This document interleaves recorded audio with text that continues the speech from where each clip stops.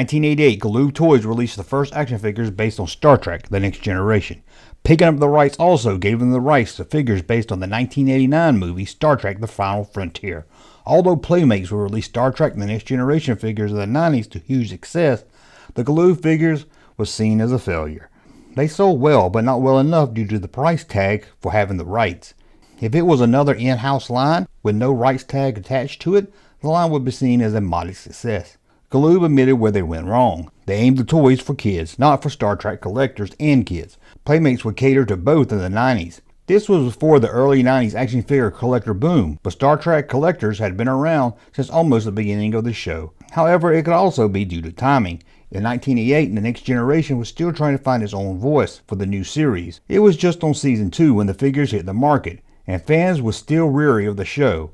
It would take until season 3 before The Next Generation started to find its own voice, and by then Galoob had canceled the line. Let's take a look at the Series 1 figures. Jean-Luc Picard, Captain William T. Riker, Lieutenant Commander Geordi LaForge, Lieutenant Tasha Yar, Lieutenant Worf, Lieutenant Commander Data, which came in white skin, brown skin, sparkle skin, or the rare blue skin. As you can see, there were no bad guys for the crew to fight, which didn't leave much play value. For Series 2, there was Q, a nameless Ferengi, the forgettable alien Slay, and the more forgettable alien, Antikin. I'm pretty sure I didn't pronounce that one right. A Wesley Crusher action figure and a nameless Romulan was planned but never got released.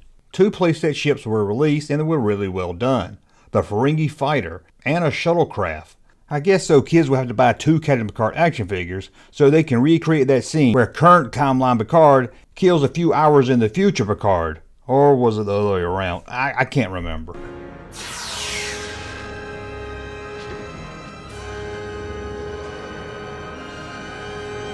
There was a die-cat ship of the Enterprise release that had a detachable saucer section, and a Ferengi battleship was planned but never released.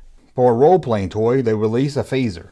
A bridge playset was planned but never released. For other toys not released in this series, I'll link to a video I did to that in the corner box at the end of this video. This line isn't that bad, but it's not very detailed. It would have been nice if they were able to make the rest of the crew, Troy and Dr. Crusher. In the mid-90s, these action figures started to pick up on the secondary market, as the Next Generation was bringing in more fans. Some of these figures could reach close to $100. However, since then the prices have dropped, and you can pick up most of Series 1 figures on card for under $10. Series 2, that's a little harder to find, but still goes for the low 20s to the mid 30s. Well, that's a look at the time Galoob made Star Trek: The Next Generation action figures. Thank you for watching. As always, thumbs up if you like my content, subscribe to the channel, and we'll talk again. Star Trek: The Next Generation, a world of action and adventure now in your galaxy from Galoob.